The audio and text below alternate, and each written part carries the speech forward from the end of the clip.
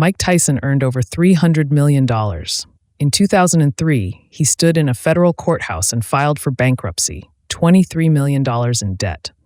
The mansions were real, the tigers were real, and the money, all $300 million of it, was gone. Here's the reflex everyone has when they hear that story. I would never do that. If I made that kind of money, I'd be set for life. That reflex is exactly what this video is about, because Tyson isn't rare. He's the pattern, and the pattern has nothing to do with how much comes in. Some people stay broke at $30,000 a year, at $300,000, and at $300 million, because staying broke was never about the amount. It's a psychology. It has recognizable parts, and once you see them, you can't unsee them, in the famous cases, and closer to home.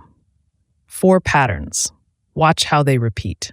Start with the mechanism that ate Tyson's fortune, because it wasn't one bad decision. It was a monthly rhythm. At his peak, court records showed a lifestyle burning through hundreds of thousands of dollars a month. Cars that were driven twice, houses that were barely lived in, staff for the staff. And here's the detail that matters. At every single income level he passed through on the way up, that spending felt normal. Not reckless, normal, proportionate, earned. That's the first pattern. For some people, spending is not a number. It's a percentage. It expands to fit whatever comes in automatically, the way a gas fills a container. Give the pattern $30,000, it consumes $30,000. Give it $300 million, it consumes $300 million. It just takes slightly longer and buys stranger things. Psychologists call the engine underneath it hedonic adaptation. Every upgrade, the car, the apartment, the seats closer to the front, feels incredible for a few weeks. Then it becomes the new baseline. The feeling wears off, and the next upgrade is required just to feel the same. The spending isn't buying pleasure anymore. It's buying relief from a baseline that keeps rising, which is why raises don't fix it. A raise is just a bigger container for the gas. Now, the version of this that got studied properly, because it's the cleanest experiment on Earth, NFL players. The median drafted player earns about $3.2 million across a career of just a few years. Young, healthy, famous, and every one of them knows from day one exactly when the river stops.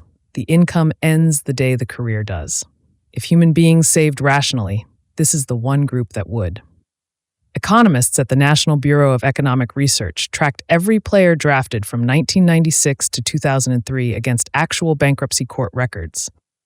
1 in 6 had filed for bankruptcy within 12 years of retiring. But that's not the finding. This is, career length and total earnings made almost no difference. The researchers wrote it plainly. Having played a long time, having been paid well, provided almost no protection. Terrell Owens earned around $80 million across 15 seasons. Bankrupt. The guy who earned a tenth of that, same odds. That result should not be possible, unless the second pattern is true. Some people experience money as a flow, not a stock. The paycheck is real to them. The pile is an abstraction. As long as money is arriving, everything is fine, and the size of the arrival doesn't matter because nothing is being converted into the thing that stays. When the flow stops, there is no reservoir. There was never going to be one. $80 million passed through Owens. Almost none of it was ever his in the way that counts. If your plan for every bill is a future paycheck, this pattern already has you. It's just being polite about it for now. Here's the counter-argument everyone reaches for. Those people had habits from being broke. If you just handed someone money cleanly, no fame, no entourage, they'd be fine. Economists tested exactly that. In Florida, researchers compared lottery players who won big, $50,000 to $150,000, against players who won small amounts. Enough money for the big winners to wipe out most debts and reset the board. Then they watched the bankruptcy filings. The big winners were just as likely to end up bankrupt within a few years. The windfall didn't prevent the collapse. It postponed it by roughly 2 years, and then the collapse arrived on schedule, as if the money had never existed. Read that the way the researchers had to. Money that enters a broken system gets processed by the system. The win didn't change the psychology. The psychology metabolized the win. $50,000 dropped into a flow mindset simply becomes more flow. Louder for a while, then gone. This is the pattern that quietly indicts the most popular sentence in personal finance. I just need more money. The evidence says more money, arriving into the same wiring, produces the same ending with better catering. One more, and it's the most human of the four. MC Hammer built roughly $33 million at his peak. By 1996, he was bankrupt, more than $13 million in debt, and the money didn't vanish into markets or scams. It went to people, a payroll of around 200, friends, family, neighborhood, an entire ecosystem living on one man's income. It's easy to call that stupidity. It's more accurate to call it what it was. The money had a job beyond buying things. It had to prove something, that he'd made it out, that he hadn't forgotten anyone, that the escape was real. Every hire, every house, every visible dollar was a sentence in an argument, and the argument never ends, because the audience never signs off. That's the fourth pattern. For some people, money is not a resource. It's a language.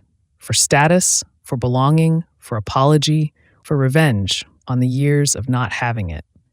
And the crueler irony underneath, the further someone climbed to get the money, the more the money has to say, and the faster it gets spent saying it. Quietly keeping it says nothing to anyone, so it doesn't get kept. Come back to that courthouse in 2003. $300 million entered one man's life, and the four patterns processed all of it. The life expanded to fit the money. The money stayed a river and never became a reservoir. Windfalls fed the machine instead of fixing it, and every dollar had something to prove. Now notice what was never on that list: the amount. The amount was never the variable. 1 in 6 NFL millionaires, and the well-paid ones went down at the same rate as the barely paid ones. Lottery winners collapsed on the same schedule as losers, just 2 years later. The system doesn't care what you feed it, which means the uncomfortable version of this video is not about Tyson at all. Everyone runs some version of this wiring at some size. The question was never, would I blow 300 million? It's which of the four patterns is quietly processing the money that's arriving right now at whatever size it arrives. Because the people who actually get out, the ones from the other video, the ones who build wealth from zero, aren't running better math. They're running different psychology. The money that reaches them stops moving. It becomes a stock. It doesn't have to prove anything, so it gets to stay. Same dollars, different wiring, completely different ending.